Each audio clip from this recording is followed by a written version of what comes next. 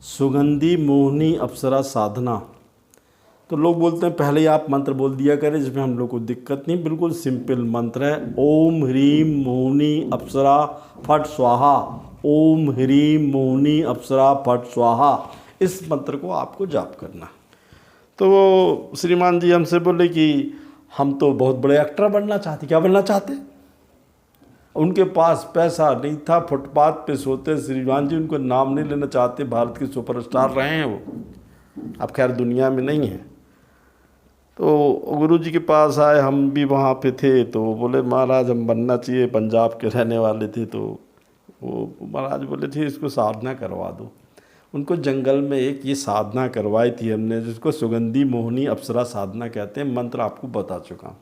ये उनने 41 दिन की थी। कितने दिन की थी श्रीमान जी? उनको गंगा जी के उस पार एक कुटिया बनाई गई। उनकी दाढ़ी नहीं मुड़ना था, सिर के बाल नहीं मुड़ने थे। एक रुद्राक्ष की माला पहनाई गई, पूरे वाइट रंग के कपड़े पहनाए गए, नीचे चड्डी बनियान नहीं पहनते। 41 दिन तक उन्होंने मांस मछली शराब सब छोड़ दी। हम लोग भी वहाँ बैठे थे, क्योंकि वो गुरु जी के भगवान श्री राम अवगढ़ के बहुत ख़ास थे उस ज़माने में। तो बोले मुझे तो करना ही है, मुझे तो बनना ही है सुपरस्टार। अब श्रीमान जी दिखनाने में तो बहुत ऊंचे पूरे नहीं थे, 5.5-7 की हाई, 5 फुट 7 इंच हाइट थी। वैसे कोई अट्रैक्टिव का चेहरा भी नहीं था उनका। अब पर वो साधना करने पे लगे थे। तो महाराज बोले करवा दो इसको। मैं भी बैठा। तो उसमें क्या होता है कि जो गंगा जी की साइड होता है, पूर्व दिशा में गंगा जी बहती थी, वहाँ एक कुटिया में उनको जंगल में बिठाला। उनको खुद खाना पीना बनाना पड़ता था, चावल दाल और खाना। रात्रिकालीन साधना है, सफ़ेद कपड़े पहनाए।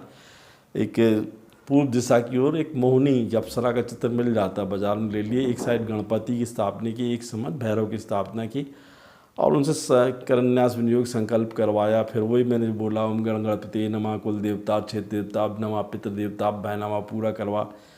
अब श्रीमान जी उनके तो माँ बाप पिताजी तो बचपन में ख़त्म हो गए थे, किसी दूसरे ने उनको पढ़ाया लिखाया था, पढ़े लिखे थे बहुत। अब उनको हमने बोला, बोले यार 40 दिन में तो पैर दर्द होने लगे। हमने कहा तो हम नहीं जानते, गद्दी पे नहीं बैठो भाई, बैठना हो ज़मीन पे सोना है यहाँ, और खुद बनाना, खुद खाना, खुद बर्तन धोने हैं। अब वो जिस आदमी को बनना पड़ता है वो तो किए। उसने रुद्राक्षी माला से जप चालू किया, और हमारे भगवान श्री राम अवगढ़ की फ़ोटो भी लगाई। इस मंत्र का रोज़ वो 11,000 जाप करता रहा। 39वें दिन से उसको बहुत सारी सुंदर चीज़ें दिखने लगी, अप्सराएँ दिखने लगी। तो मैंने उससे बोला था कि यहाँ तुम प्रीतमा के रूप में उसको सिद्ध करना, माँ के रूप में नहीं, न पत्नी के रूप में। अगर प्रीतमा के रूप में आप सिद्ध करोगे, तो जब तुम एक्टिंग करोगे वो तुम्हारे पीछे से मदद करेगी। तो मुस्कुराया, ऐसा है? हमने कहा हाँ ठीक है ना। अब उसने की साधना, और फिर 41वें दिन अप्सरा ने दर्शन दिए। क्या चाहता है, तो मुझे किस रूप में चाहता? माँ, बहन, प्रीतमा। तो बोले प्रीतमा के रूप में। वो मुस्कुरा दिए, बोले शादी नहीं करेगा क्या? बोले करूँगा। पर बोले शादी करने के बाद ज़्यादा दिन चलेगी नहीं शादी, क्योंकि मैं तब भी तेरे साथ रहूँगी, अंत तक साथ रहूँगी, और तू जो सुपरस्टार बनना चाहता है मैं उसमें तेरी मदद करूँगी। अब क्या था, वो सिद्ध हो गई। उसमें कोई गुटका उटका नहीं था। वो संध्या टाइम पे जब याद करते थे तो वो उसको उनको दर्शन कर देती थी, और हर एक जगह बताती थी कि तुम्हारी 3-4 फिल्में फ्लॉप होंगी, फिर इस साल से इस साल तुम्हारा अच्छा होगा, इस साल ख़राब होगा, ऐसी एक्टिंग करनी चाहिए, वैसा करना चाहिए।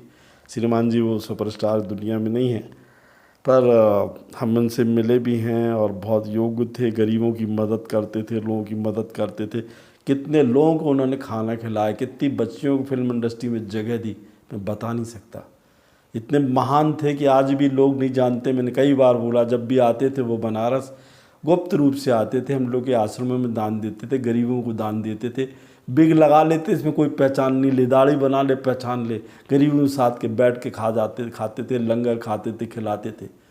ऐसा व्यक्ति ही ऐसी साधना करता है। ये साधना कोई भी व्यक्ति कर सकता है, चाहे वो IPS बनना चाहिए, IAS बनना चाहे, एडमिनिस्ट्रेटिव नीड, उससे जो मंगोगे वो देगी। मैं कहना चाहता हूँ कि ये साधनाएँ किसी योग्य गुरु के निर्देशन में ही करनी चाहिए, तभी सफल होती है। जय माँ।